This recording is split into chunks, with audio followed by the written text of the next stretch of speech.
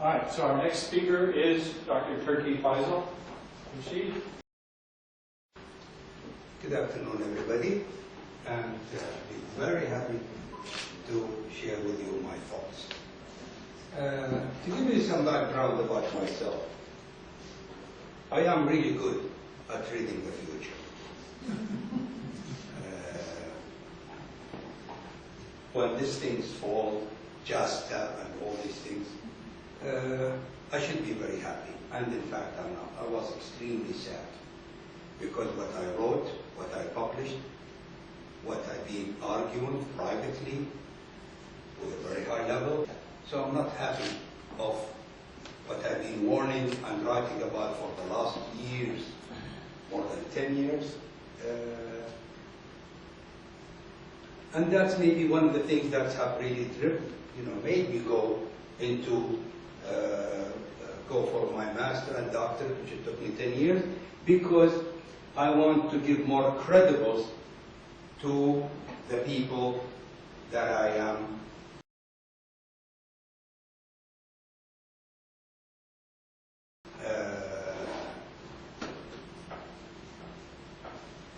Okay, so before we start, I think the best way forward in a relationship lies in admittingly it's all over its current incarnation. The Saudi-US relationship, unfortunately, I was trying to avoid the crash for many, many years. Unfortunately, people did not get that until to the reach to where we are now. We'll go more in detail on that.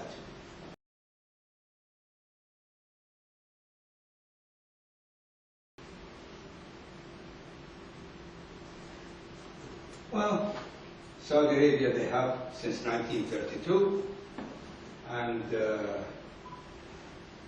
they consider themselves, the Saudi, as an ally of the US, and the truth is, strong nation never ally with weak nation. They use them, they utilize them, and then when they finish with them, they drop them in the garbage. And this ally business, many Saudis, illusions, have that. And one of the biggest failures we had in Saudi Arabia for the last 70 years, that is our relationship is restricted between White House administration and the capital of Saudi Arabia, restricted to a handful of people who are doing the relationship. What's the result? Well, we all know what the result was. Saudi Arabia is the largest exporters and 7 years of cooperation. And all this ended up with just 97 senators voted on against Saudi Arabia. With all the billions of dollars we provide, with all the things we do, we end up with just that. And I'm not surprised because the ally word that was the wrong being used. We use you, we utilize you, when we finish, we throw you.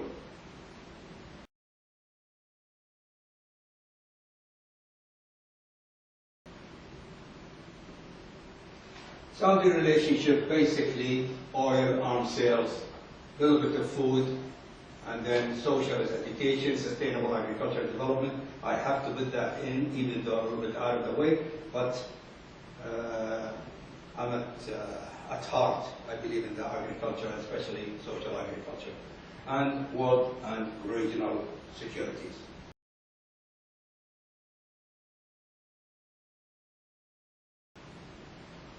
Okay. Unfortunately, what's going on between Saudi Arabia and the US is the US, Americans are victims of it, the Saudis are victims of it. Bottom line, there is 0.1%. I don't know how much you believe in Obama, but what he said, there is, we have created the democracy, the capitalism with democracy. They got married, they created an economy of 1% on everything, 99% on nothing. You will see here, this is the sales of the arms. We are buying arms right and left, and what's the value for it? It's absolutely worthless. But it's the interest of the 0.1%.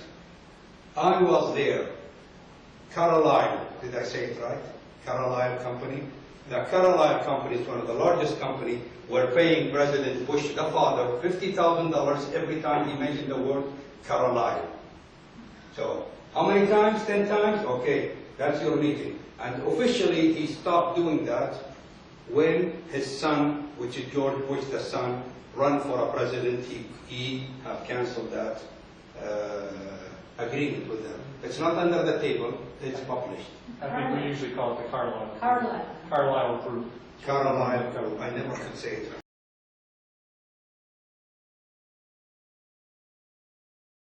Okay, so Saudi Arabia, United States, oil in between, and what's included in that barrels is a lot.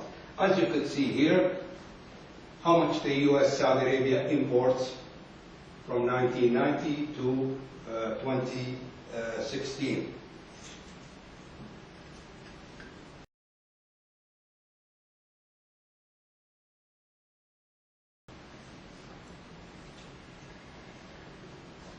Well, we have the economic relationship, as we could said here, 1.5 billion, and this is how much trade investment we have between the U.S. and Saudi Arabia.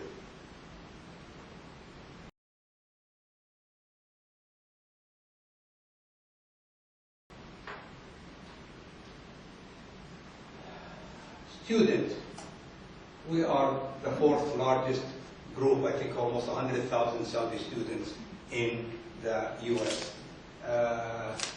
We have 8,000 Saudi families live in Washington, D.C. alone. We have 36,000 Americans working in Saudi Arabia.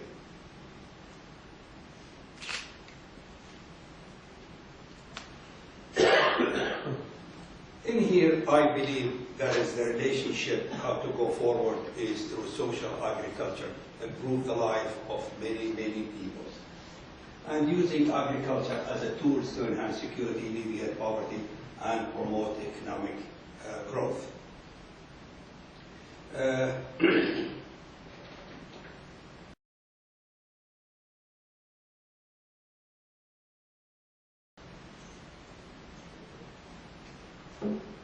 Okay, now we get into about a month ago, the Bloomberg got an orders for the freedoms of rights, have released a secret between Saudi Arabia and the U.S. in 1973. President Nixon, he found out there isn't enough gold to cover all the debts of the U.S. So they have to free the dollars. If they free the dollars will fall down and would lose a lot of its value. So he sent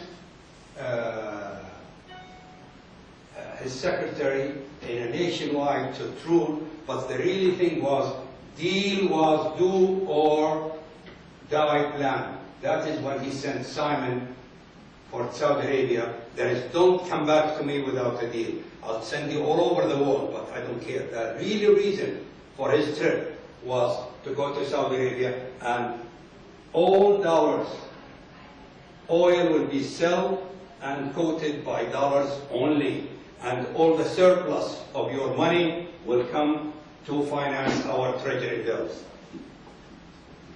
So I ask all the times when I have in the meetings, what does Saudi Arabia mean to you guys? Many people said, ally, friend, all these things. Bottom line, if Saudi Arabia decided today to sell oil and quoted it by different currency, that will destroy the dollars from its dominee.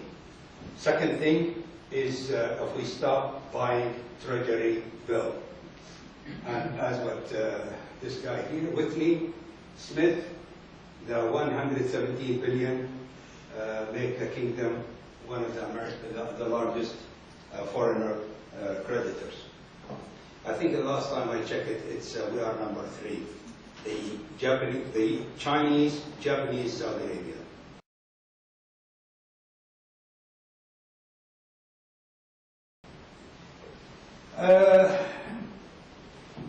In the embargo, they trapped the Russian to invade Afghanistan, and when they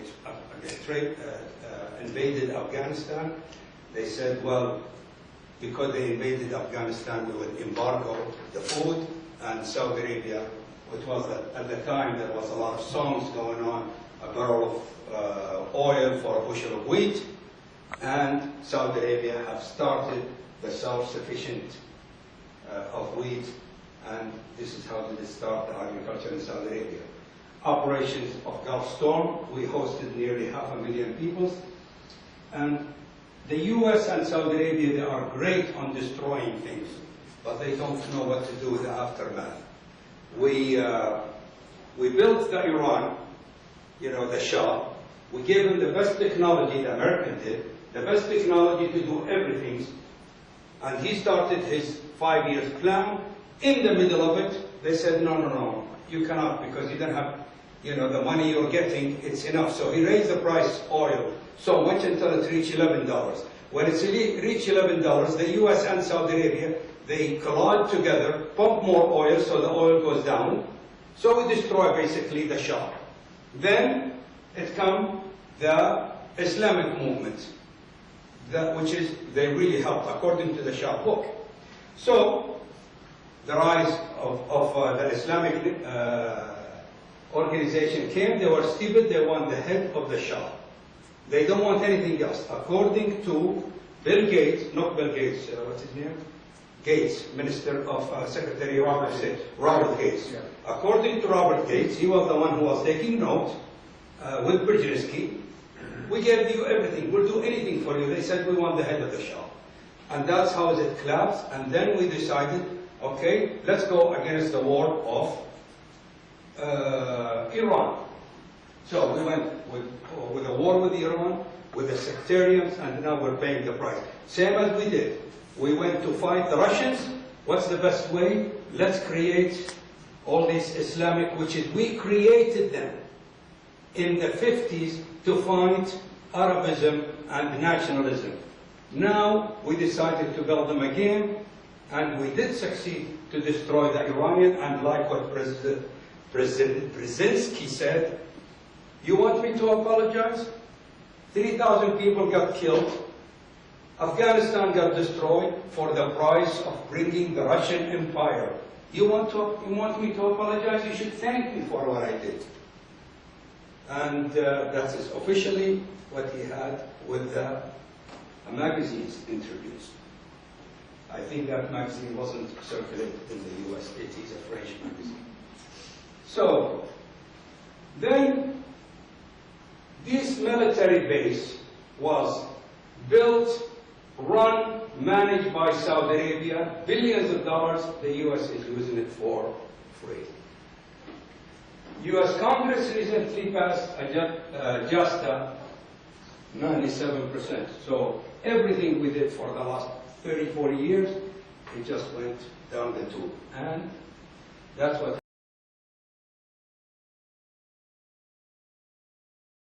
happened when you work only with one channel. Way forward, strengthening cooperation, US shared goals in regional and security trade and investment, not to serve the 1%, to serve the 99%. Saudi Arabia and US cooperation in achieving United Nations Sustainable Development Goal, number 1, number 2, and number 17. They should start to work more and more on global, international interest, not the interest of 1%, in the US and in Saudi Arabia and worldwide.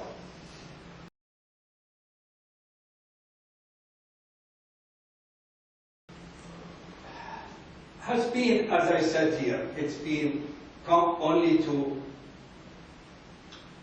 White House, to the head of Saudi Arabia state.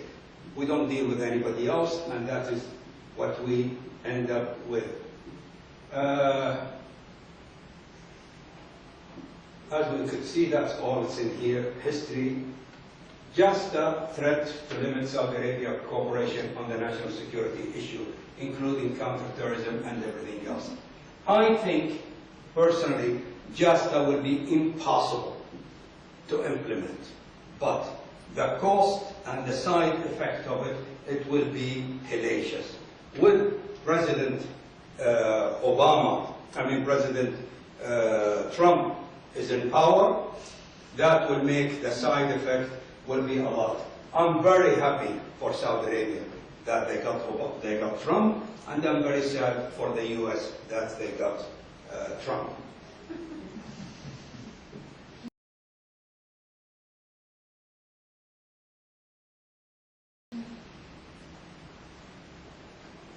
Cooperation between Saudi Arabia and the University of Arizona will do a lot on social, and we will have a lot of impact.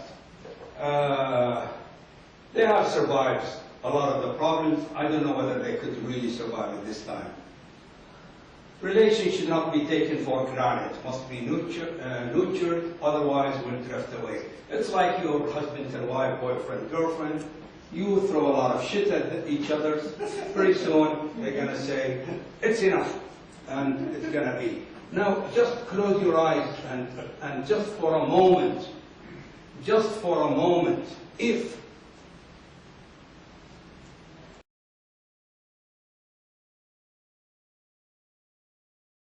you have your way, I have my way, as for the right way, correctly way, the only way does not exist. The Philippine president, Duterte, look to the damages he have done to the US-Asia strategies. And the relationship between Philippines and the USA for many, many years is like servant and server. He got paid for everything. His economy depends on the US. But then when he put it on the table, all what I'm getting paid is $50 to $100 million. Look to the damages he has done. One of the first things the President of the United States has to do is to cure, to salvage the Philippine-US relationship. What would happen if Saudi Arabia drift away? And I'm sure with just Saudi Arabia will drift away. Unfortunately, I was in Washington, and we have met every person you could think of who was involved with all these deals, including one guy, which is, I cannot mention his name, but he was very, very powerful. He wanted to convince me about the problem of Syria.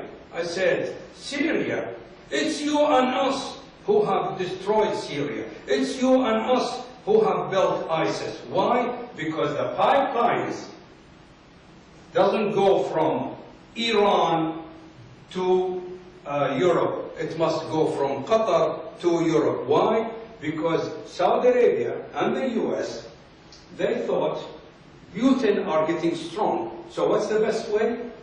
Two ways we can cut his hand. Number one is built an oil and gas pipelines from Qatar to Europe. That will destroy the Russians' power with the gas. Then Saudi Arabia, the oil price was a little bit down. Let's do what we did in the 80s. Together we destroy the market. If we pump more oil, the oil will go down just a little. Not much, but just a little. That's enough to destroy the Russian. The idiots didn't think it's not $140, didn't go to 120. It went from 140 to $30. So Syria, in a very simple, and I told them that, you and us, we have actually built that team. And when President Trump said ISIS was built by Obama and Hillary Clinton, he is 100% right. They haven't built it themselves, but they have told their allies to finance it. Same as they did when, what's his name, Brzezinski came to Saudi Arabia and to Egypt, said we have to create Al-Qaeda to destroy the Russian. Did we decide it? Did we think what we're going to do after that? Unfortunately, we did it. My presentation is finished. I'm willing to take your questions.